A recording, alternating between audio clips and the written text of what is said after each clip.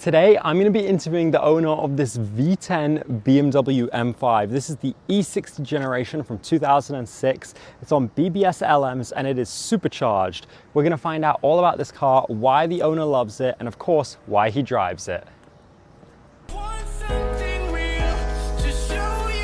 So today I'm going to be interviewing one of the cars that's been on my bucket list for a while, and right here is the owner. Do you want to introduce yourself? Yeah, I'm PB and this is my 2006 BMW M5. It's a V10 with the ESS supercharger. So for those that don't know, what does the supercharger mean on this car? So it's a naturally aspirated 5.0 V10, but this one's actually supercharged to have about 700 horsepower. So when it was dynoed, it put about 580 to the wheels. Dang, that's crazy. Yeah, it's a lot of power. So I got to ask, why do you drive this car? So this is always a poster car for me.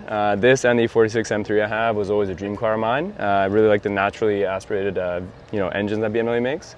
We have this one, the S54. My brother has the S65 that we also supercharged, and this one being the S85 is kind of the holy trilogy for us. Yeah. So this is the only M5 to ever have a V10 in it, right? It is, yeah. It's the only one. Yeah, so BMW never made it again. How much horsepower does it make stock? 507. Okay. Yeah. And then the supercharger adds about 200 more. It does, yeah, 200 more. And do you feel the difference? You definitely do. Yeah, the stock one feels like it's, kind of quick, but this one actually has some real power. And we're going to go for a ride in it later to see what it sounds like, get a start up, you know, see the performance driving. Yep. For those that don't know, the M5 is kind of like BMW's flagship sedan performance car, right? Definitely it is, yeah. And this era is kind of controversial because of the design language. Yeah. For you, do you love it? Do you find it second to the engine? What's your feeling? For me, I love it. We actually grew up having an 04 E60, just a regular 5 Series. So not only that, and being a poster car for me, it was always beautiful. I still think it's beautiful. This one being updated with the LCI lights, kind of modernizes it a little bit. Makes it a little bit nicer than the factory one, and I think it's perfect. I think, to me, it's timeless. Some people do have a controversial opinion, but I really like it. Because it was nicknamed the Bangle Butt era. Yeah, it was, yeah. That one definitely is more the M6, I would say, of the two. I personally like this a lot more than the M6, but I would gladly own one of those two. Yeah. Yeah. So this car, they made it for quite a few years, right? 2006, 2010. And back when they came out, what was it like? The king of the streets? Better than the AMGs? I would think so. I mean, some people like the AMGs a lot more. I personally think BMWs drive a little bit more engaging than the Benz of the era, but the V10 also compared to like Audi, etc. that we're making at the time, this is leaps and bounds ahead. Yeah. Yeah. And do you miss the fact we don't have a V10 in an M car anymore?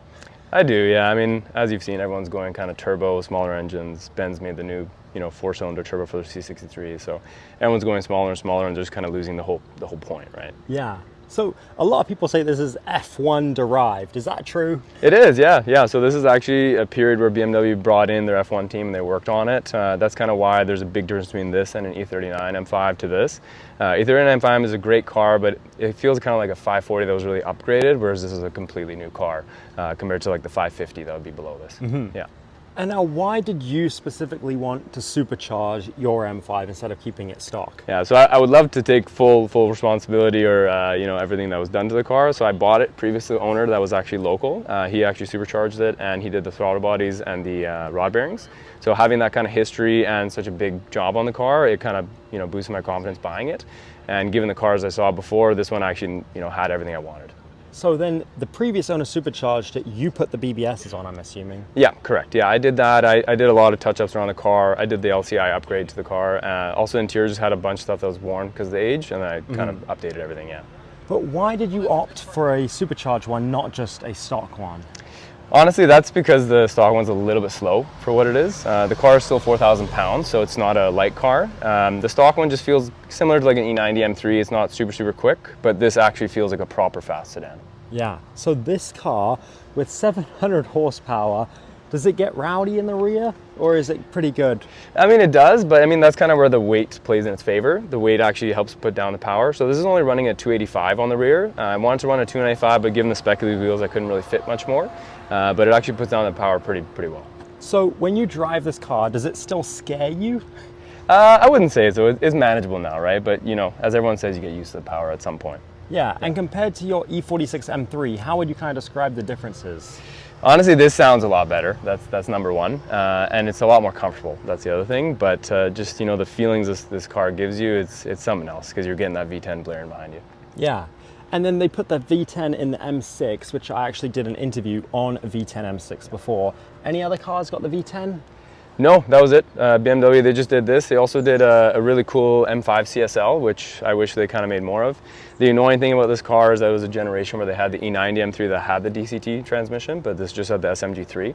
The CSL that they made was actually a stroker engine. I believe it was 5.5 liter, so more power, and it also had the DCT. So that was kind of the only car, the last one of the ones they ever made, but only one had DCT. How many did they make of those? I think it was just the one. It was a prototype. One? Yeah. Oh. Just one, yeah. They made one. Yeah. Never mind. Yeah. Trying to do an interview on one of those is going to be pretty difficult to get. It's in a museum probably. So is yours auto, manual? Yeah, this one's auto. Yeah, Okay. so this one's a 7-speed SMG. To be honest, I think the car is a little bit too fast for having a manual. But my whole thought was that if the transmission ever blows in this car, I'd swap it to manual. Yeah. And then, we go down that rabbit hole. Have you driven a manual one? I have, yeah. My friend Jake here has one. It's a beautiful car. It's still, a 6-speed, so it's not really meant the same for the engine, but I think the 7-speed suits us a little bit better. I always thought that I was going to swap it right away, but I got used to this one. Yeah, and you enjoy driving it now how it is? Yeah, I do. I mean, it could be a little bit better, but like a DCT swap's like 30 grand. That's almost like, a third or, half the car, let's say. But yeah, some people do it. Yeah. Now, the other thing everybody talks about with the E60 M5 is the reliability. Famously, a lot of these cars are left to rot, unfortunately abandoned, neglected. You have clearly taken care of this car. Yeah, so I do agree. There are a lot of little gremlins with this car. So that's kind of why when I bought this, I bought one that was pretty sorted. I did have to do a lot more work than I expected afterwards, like the ABS module and stuff that fails, suspension stuff, ionic module, just things I didn't even know was a common problem with this car. But I'm very proud to say there's no dash lights.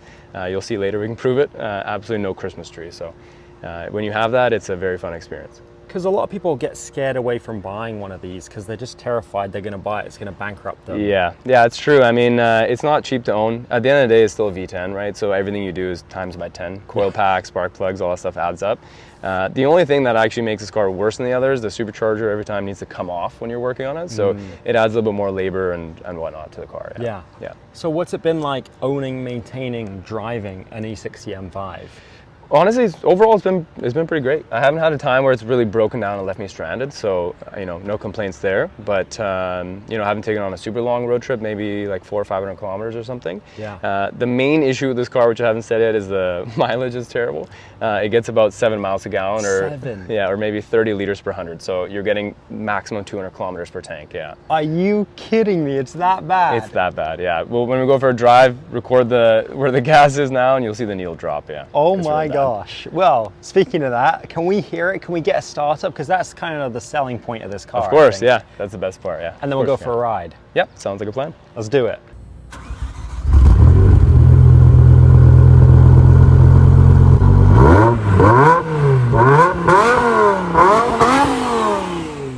Oh my gosh. All right, let's get out of here before they call campus security. Wow. There is nothing like that sound in a sedan. No, I agree. That is the reason that enthusiasts love this car, is because it's got that V10 sound in a family sedan. Yeah, that's definitely a sound to have. Oh my gosh. That sounds insane. Yeah, you never get tired of it.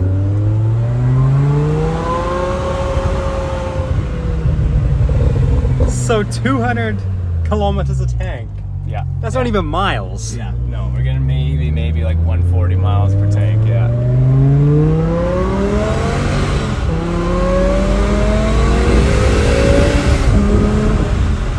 Oh, oh my gosh. That is literally like a supercar sound. Yeah, it is. Do people ever look at you confused? Sometimes they do, actually. I've had people double take the car because, like, what is that? Like, a lot of people don't know that these cars came with a V10 in it, so it's a cool experience driving around people that don't know. Yeah, I bet.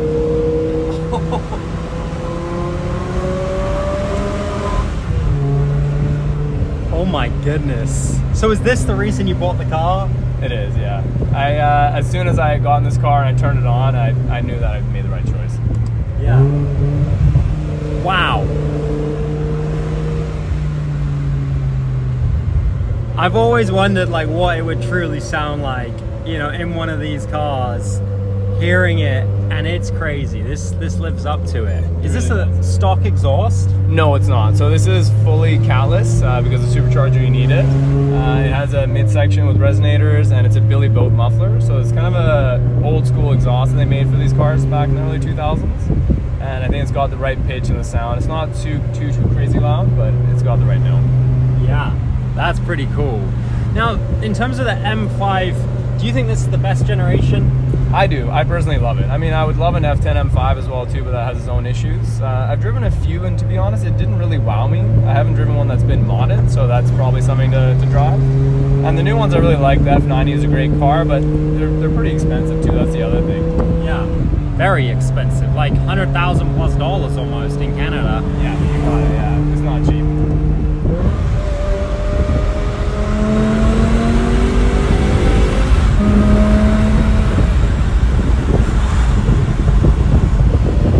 Pops? Yeah, it does. Natural, not tuned in. What?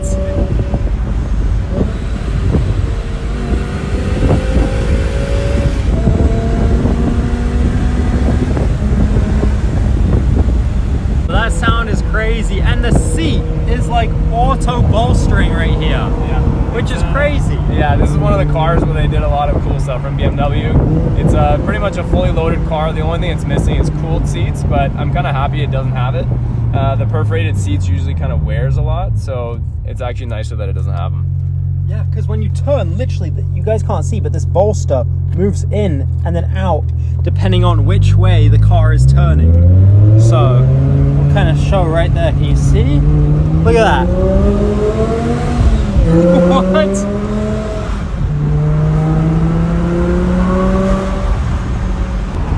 This sound is crazy. Wow. Yeah, talk about miles per gallon, this is the car. Yeah.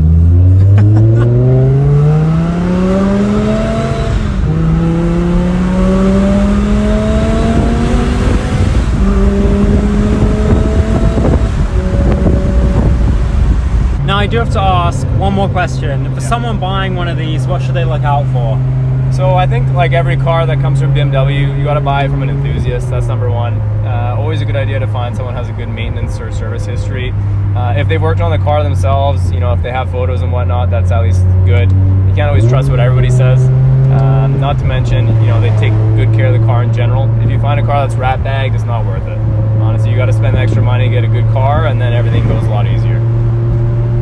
So that's it. Buy a nice one. Buy a nice one, yeah. I mean, if someone did the rod bearings, throttle body, the vanos, did some stuff like that too, that's definitely worth it. Saves you a few grand on each one of those maintenance items. Definitely have, you know, an extra 10, 20 grand in there for things that might go wrong. Have a lot of money for gas, that's a big one. Yeah. Especially if you have a supercharged one. Regular one's not great on gas, but one cool thing that BMW did with this too is the M button, unlike other cars, that just kind of changes how the car drives a little bit. The factory one has 400 horsepower if it's off, and then once you have the M power on, it's 507. So with that car, you can actually bring the power down a little bit, make it a little bit more economical, where this one, as you can see, just has the power button on, you cannot turn it off. So it's always in the bad mode, I guess, let's say, for driving. And that's kind of what makes it bad. So if you want to see, actually, I'll show you here real quick. 28.9 liters per 100. So, and that's actually on the good end. So dang. I've seen it up to 35. It's oh my gosh. Yeah, it's pretty bad. Well, thanks for the, I don't know, what is that, 20 bucks in gas money? Yeah. Thank you so much. My pleasure. Yeah, we should have taken the starting point of the video, but yeah, I saw it go down. Wow, what an experience. I hope you guys could watch this and feel what it's like to be in a V10 M5. Thank you for watching. DM me if you have a car you want to be in a while I drive, and where can we follow you? So I'm on Instagram, PB_E46. There we go. Go check out his E46. Remember, never ever quit on your dreams. I'll see you in the next video. God loves you.